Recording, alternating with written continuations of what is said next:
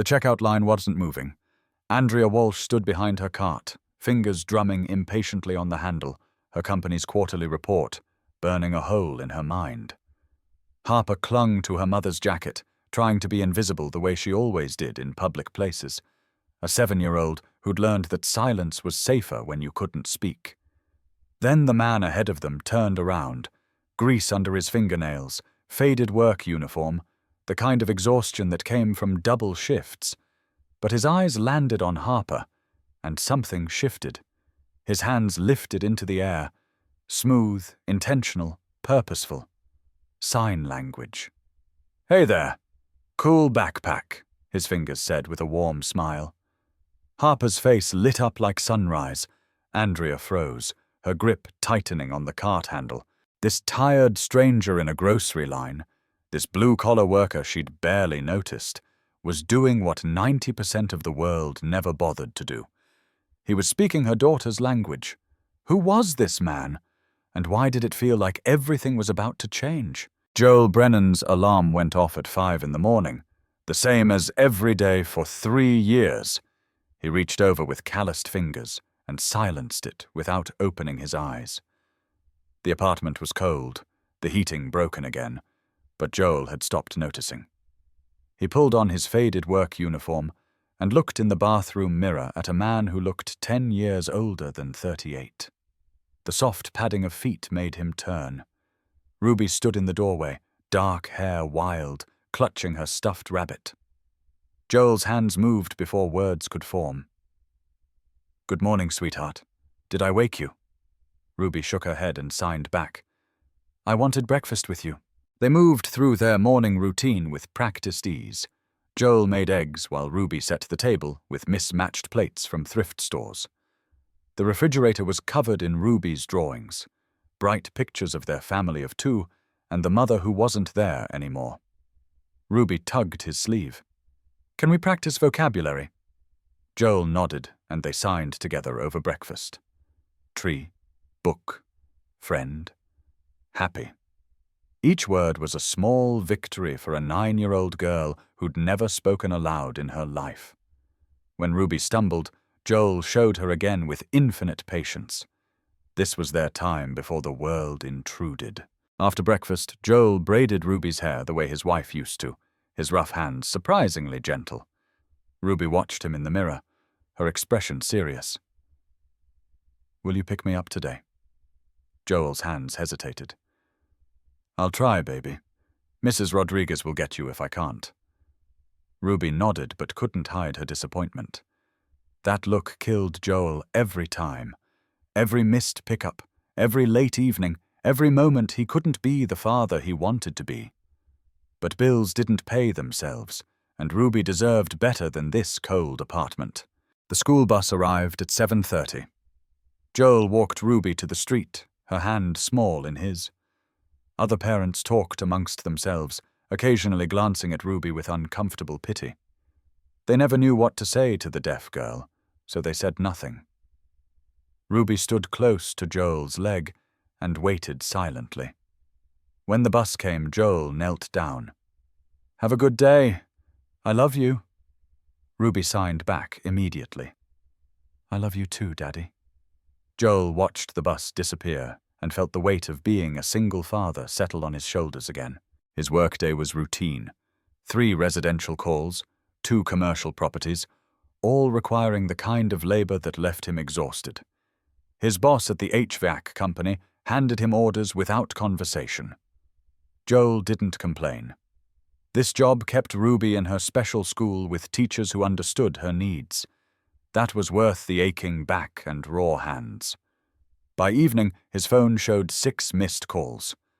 Joel called back, expecting bad news, but his boss sounded excited. "Joel, grocery store downtown needs someone for their freezer. Double overtime. Can you do it?" Joel thought about Ruby waiting at home, about unpaid bills, about hearing aids insurance wouldn't cover. "Yeah, I'll go." The grocery store was bright and crowded when Joel arrived just after 5. He found an employee who pointed him toward the back, past the deli counter. Joel needed the restroom first and backtracked to the front. That's when he accidentally joined the checkout line, the crowd shifting around him until he stood there surrounded by waiting shoppers. The line wasn't moving, some price check issue up front. People checked phones and shifted impatiently. Joel just stood there, grateful for a moment to rest. Then he felt eyes on him. A small girl was staring up at him from behind a cart, no more than 7 years old, with light brown hair and striking green eyes. She gripped the cart handle with white knuckles, and behind her stood a woman in an expensive blazer, distracted and impatient. The girl looked at Joel with an expression he recognized instantly. His Ruby had that same look, that silent question. Will you understand me? Will you try? Joel had seen it 1,000 times. The look of a child who'd learned most people wouldn't bother. His heart broke and acted simultaneously. Joel turned fully toward the girl and lifted his hands. Sign language, slow and clear. Hey there. Cool backpack. I like the stars. The girl's eyes went wide, her mouth forming a circle of shock. For a moment she just stared at his hands, like they'd performed magic.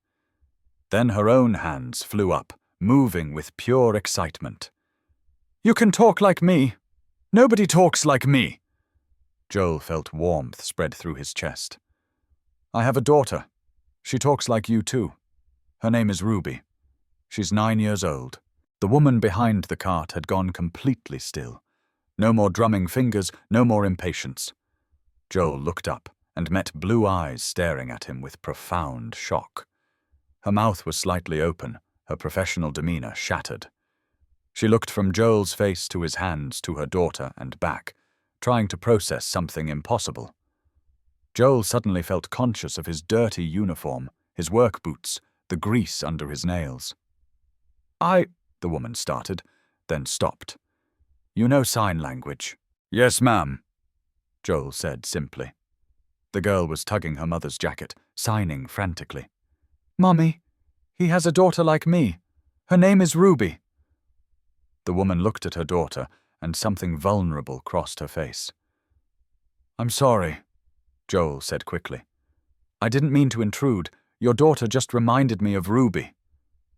The woman shook her head. No, please don't apologize. I'm Andrea Walsh. This is Harper. She said the name like it should mean something. Joel just nodded politely. Joel Brennan, ma'am. Nice to meet you both. Harper was signing at Joel non-stop, asking about Ruby and school and friends. Joel answered each question patiently, his hands moving with practiced ease. He told Harper that Ruby loved to draw, went to a special school across town, would probably love a friend who understood her. Andrea watched with an expression somewhere between amazement and grief. The line started moving. Joel stepped aside. I should let you go. But Harper grabbed her mother's arm desperately. Can we talk more? Please. I want to meet Ruby. Andrea looked at Joel then, really looked at him, not at his uniform, but at him. At how naturally he'd communicated with Harper, how he'd made her light up. Would you mind exchanging numbers? Harper would really like to meet Ruby, if you're open to that. Joel blinked, surprised. People like Andrea didn't usually want their kids around HVAC technicians. But looking at Harper's hope, thinking of Ruby's loneliness, he nodded. Sure, that would be great. They exchanged numbers right there in line. As they moved toward the registers, Harper kept looking back, signing goodbye and thank you. Joel's phone buzzed immediately. This is Andrea. Thank you for being kind to Harper. You have no idea what that meant. Joel stared at the message before responding. Ruby doesn't have many friends who understand her. I know how hard that is. Thank you for wanting them to meet. He finally made his way to the freezer. The repair took an hour, routine work. But Joel's mind wasn't on compressors. It was on green eyes and a mother who'd looked at him like he'd done something extraordinary when he'd only said hello. When Joel got home after 8, Ruby wasn't upset. She ran to him, wrapping small arms around his waist, telling him about her day. Gold star on math, 3 new vocabulary words. Cookies with Mrs. Rodriguez. Joel knelt down, exhaustion forgotten. "I'm so proud of you, baby." Ruby's expression turned serious. "Daddy, will you teach me more signs tonight?" Joel's throat tightened. Even after his 10-hour day, Ruby's biggest concern was learning more. "Of course. Get your workbook." They spent an hour on the couch, Ruby's workbook across Joel's lap, practicing signs and vocabulary. Ruby absorbed everything like a sponge, her small hands mimicking his with increasing precision. When she yawned, Joel carried her to bed and tucked her in. "I love you, Daddy," she signed sleepily. Joel signed it back and stood in her doorway, watching her sleep, feeling the weight of every choice. This was why he worked doubles, why he took overtime, why he came home exhausted. Ruby deserved better. She deserved friends and opportunities and a future where her disability wasn't a barrier. Joel pulled out his phone and opened Andrea's message. He typed slowly. "Ruby would love to meet Harper. Would next Saturday work? We could meet at the park downtown." He stared at the message for a full minute before sending. Then he tried not to think about class differences and expectations, about Andrea Walsh being someone important while he fixed air conditioners. But he thought about Harper's hopeful face and Ruby's loneliness, and decided it was worth the risk. His phone buzzed immediately. "Saturday would be perfect. Maple Grove Park at 10. I'll bring coffee." Joel typed back, "Sounds good," and sat in the quiet apartment, wondering how 30 seconds in a checkout line was about to change everything. The week passed in routine blur. Early mornings, long shifts, homework, bedtime stories in sign language. But something was different now. A spark of anticipation Joel hadn't felt in years. When he told Ruby about Harper, about the girl they'd meet Saturday who was just like her, Ruby's face transformed. She asked constant questions. What did Harper look like? How old? Did she go to special school? What if Harper didn't like her? Joel answered patiently, watching Ruby's excitement grow daily. A real friend, someone who understood without translation, someone who knew what being different felt like. Friday night, Ruby couldn't sleep. She came to Joel's room 3 times, stuffed rabbit clutched tight, signing anxious questions. What if Harper didn't like her? What if they couldn't understand each other? Joel pulled her into his lap each time, hands moving slow and reassuring. "Harper is going to love you.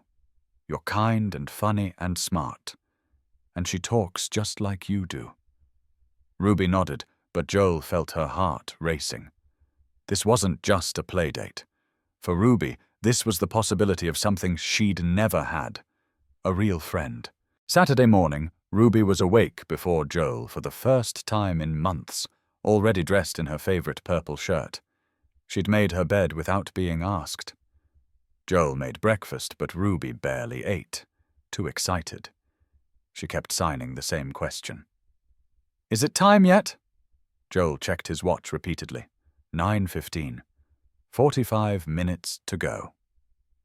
They arrived at Maple Grove Park exactly at 10. Joel parked near the playground where he could see the main path. Ruby pressed her face to the window, scanning desperately. Joel's own nerves showed in his drumming fingers. What if Andrea changed her mind? What if the class difference became too obvious? Then he saw them. Andrea in jeans and a sweater, looking more approachable than in business attire. Harper skipped beside her, pulling on her mother's hand, urging her faster. Joel glanced at Ruby, whose eyes were wide with hope and fear. "Can I go?" she signed frantically. Joel nodded, and Ruby was out of the truck before he unbuckled, moving faster than he'd seen in months. The girls met halfway, colliding between their 2 worlds. For a moment they just stared, shy and uncertain. Then Harper's hands lifted. "Hi, I'm Harper. I like your shirt." Ruby's nervousness evaporated. "I'm Ruby. I like your shoes." Just like that, the ice broke. Within seconds they were signing rapidly, talking over each other, laughing silently with their whole bodies. Joel and Andrea stood back, watching with identical relief. Andrea handed Joel coffee. "Thank you for coming. I wasn't sure if you would." Joel glanced at her, surprised. "Why wouldn't I? Ruby's talked about nothing else all week." Andrea smiled sadly. "Most people make excuses. They say they'll arrange a play date, then never follow through. Harper being different makes them uncomfortable." Joel understood completely. "Ruby's had the same experience. Kids are nice but don't really try to be friends. Too much effort to bridge the gap." Andrea nodded. "Harper's been asking for a friend like this since kindergarten. Someone who doesn't make her feel like a burden." They sat at a picnic table, close enough to supervise but giving the girls space. Harper and Ruby moved to the swings, hands never stopping their conversation. Joel tried not to think how surreal this was. A week ago he'd been thinking about compressors in a checkout line. Now he sat with the CEO watching their daughters become friends. "Can I ask something?" Andrea said carefully. "How long have you known sign language?" Joel set his coffee down. 3 years, since my wife died." He said it quickly, allowing no room for pity. Andrea's expression softened. "I'm so sorry." Joel shrugged, not quite hiding the pain. "Car accident. Ruby was 6. She'd been born deaf, and my wife learned sign language during pregnancy, was fluent when Ruby arrived. But me?" He laughed without humor. "I knew maybe 10 signs when she died. Hello, I love you. Basic stuff. I realized after the funeral I couldn't actually talk to my daughter. Not really. So I learned." Andrea was quiet, processing. That must have been incredibly difficult, learning a language while grieving and raising a child alone. Joel watched Ruby hanging upside down while Harper clapped. "It was the only thing I could do. Ruby had lost her mother. She needed to know she wasn't alone." Andrea's fingers traced her cup. "Harper's father left when she was 2. When we got the diagnosis, she'd never speak. He said he couldn't handle having a disabled child, wanted me to put her in a facility. Said it would be easier." Her voice carried old anger. "I filed for divorce 3 weeks later." Joel felt his understanding of Andrea shift. The expensive clothes and confidence were armor. Underneath was just another parent fighting for their child. "Harper's lucky to have you," Joel said sincerely. Andrea looked at him and her armor cracked. "I don't feel lucky. I feel like I'm failing, working too much, missing school events. Sometimes I wonder if he was right." Joel shook his head firmly. "You're here now, on Saturday morning, giving Harper what she needs most. A chance to be herself with someone who understands. That's not failing. That's succeeding in what matters." Andrea's eyes were bright. "You made her smile in 30 seconds in a grocery store, something I struggle to do after long work weeks. You have a gift." Joel laughed genuinely. "It's not a gift. It's just paying attention, seeing what someone needs and trying to give it." They sat in comfortable silence, watching their daughters play. Other children glanced curiously at the girls' silent conversation, but Harper and Ruby didn't notice. They were in their own world. "Can I ask you something?" Joel said. Andrea nodded. "What do you do for work?" Andrea smiled slightly. "I run a tech company, Walsh Industries. We develop software for businesses." Joel tried not to show surprise. Walsh Industries. He'd heard of it, seen their logo downtown. Worth hundreds of millions. And here he was, an HVAC tech making $40,000, sitting with the woman who owned it all. The class difference suddenly felt enormous. Andrea must have seen his face. "But that's just what I do. Not who I am. Who I am is Harper's mom. Everything else is means to an end." Joel relaxed slightly. "I fix air conditioners and heating systems. Not glamorous, but pays bills. Mostly." Andrea tilted her head. "Are you good at it?" Joel shrugged. "Good enough. Been doing it 5 years. Steady work." Andrea was quiet, then said something unexpected. Walsh Industries needs someone to manage building maintenance. Full-time position, benefits, stable hours, better pay than contracting. Would you be interested? Joel's first instinct was refusal. He didn't want charity. But he thought about Ruby, about bills, about hearing aids insurance wouldn't cover, about coming home at 8 too exhausted to do anything. I don't want special treatment, Joel said carefully. If you're offering because you feel sorry, Andrea held up her hand. I'm offering because I watched you communicate naturally with Harper in a way most people can't be bothered to learn. Because you showed me you pay attention, you care about details, you understand people's needs. Those are exactly what I look for in employees. The fact you're raising a daughter alone and doing excellently just tells me you're responsible and dedicated. Joel's throat felt tight. I'd need a trial period. 3 months. If I'm not good enough, you let me go. No hard feelings. I need to earn this. Andrea extended her hand across the table. Deal. But I already know you'll exceed expectations. Joel shook it, wondering if this was a mistake or the best decision of his life. Probably both. Before they could say more, Harper and Ruby came running over, faces flushed with happiness. Can Ruby come to my birthday party? Harper signed to Andrea. It's next month. Please? Andrea looked at Joel questioningly. Joel nodded. If it's okay with your mom, it's okay with me. Ruby's face lit up like Christmas. Really? I'm invited to a party? Joel ruffled her hair. Really? Ruby hugged him, then Andrea, then Harper, too excited for boundaries. Harper hugged back, both girls laughing, and Andrea's eyes met Joel's over their heads. Understanding passed between them. Recognition, not being alone anymore. The playdate lasted 2 more hours. The girls played until exhausted, finally collapsing in grass, signing lazily about favorite colors and whether unicorns were better than dragons. Joel and Andrea discussed practical things. When Joel could start, what the schedule looked like, coordinating more playdates. But underneath was something else. A tentative friendship between 2 people with no reason to meet, brought together by their daughters and 30 seconds in a grocery line. When they said goodbye, Harper made Ruby promise to text daily.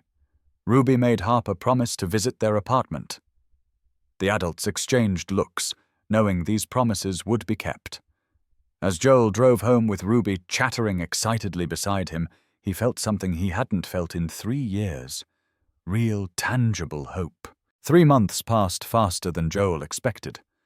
The job at Walsh Industries was everything Andrea promised. Stable hours, decent pay, benefits that covered Ruby's hearing aids completely. Joel managed building maintenance, leading a small team, solving problems before they became crises. He arrived early, stayed late when needed, proving Andrea's faith wasn't misplaced. His co-workers respected him not because he was friends with the CEO, but because he was genuinely excellent. He'd noticed inefficient lighting and proposed a solution saving $50,000 annually. He'd reorganized maintenance to prevent problems rather than react. He earned his place through competence. Ruby thrived beyond Joel's imagination. With stable schedules, he picked her up daily without fail. He attended every parent-teacher conference, every school play, every art show. He had time for homework, vocabulary practice, just being present. And most importantly, Ruby had Harper. The girls were inseparable, texting constantly via video sign language, having sleepovers, collaborating on projects, creating secret signs only they understood. Ruby's teachers commented on her transformation. She volunteered in class now, raised her hand, participated instead of shrinking. Andrea changed too. She learned sign language properly, taking online classes. Her signing was clumsy, but Harper's face when her mother signed something new made it worthwhile. Andrea restructured her work schedule, delegating more, trusting her team. She made Harper's school events, had dinner with her most nights. She started an initiative at Walsh Industries, recruiting employees with disabilities, creating genuine inclusion beyond legal compliance. Joel had worried about seeming like charity, but those fears evaporated. Co-workers treated him normally. Successes were acknowledged, mistakes corrected without condescension. Andrea maintained professional boundaries at work, never giving special treatment. But outside work, they'd become real friends. They had coffee while girls played, traded parenting advice. Joel taught Andrea advanced signs. Andrea helped Joel navigate school systems. On a Friday evening, 3 months after that first playdate, Andrea called with an unusual request. Walsh Industries is hosting our holiday gala next Friday, for employees and families. Harper's been asking if Ruby will be there. Would you and Ruby want to come? Joel's first instinct was refusal. Fancy parties weren't his thing. He didn't own a proper suit. He'd feel out of place. But he thought about Ruby, about how much she'd love getting dressed up, how proud she'd be attending with Harper. We'll be there, Joel said. Andrea's relief was audible.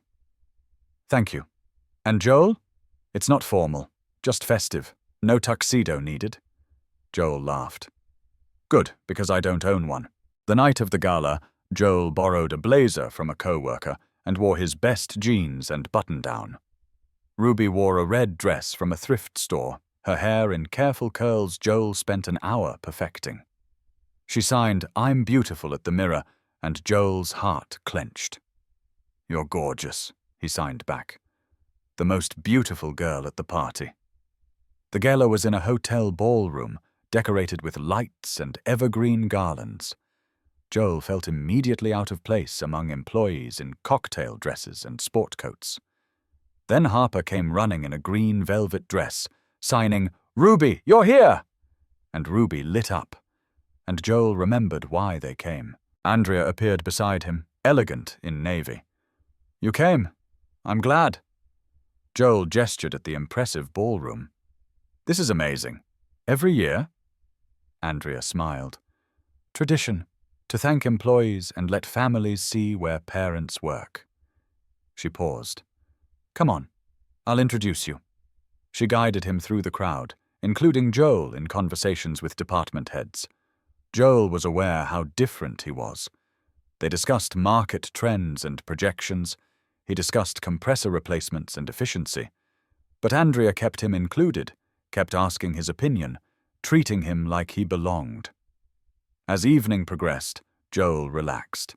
The food was excellent, the music pleasant, and watching Ruby and Harper dance together made everything worthwhile. Employees approached Joel throughout the night, thanking him for fixing their heating, preventing air conditioning failures.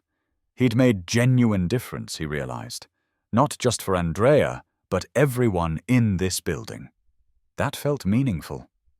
Near the end, Andrea took the stage. She gave a brief speech thanking everyone, announcing bonuses and promotions. Then she said something that made Joel's breath catch. This year, Walsh Industries started a new initiative, creating a more inclusive workplace, recognizing diversity includes people with disabilities. This wasn't just policy change, it was culture change.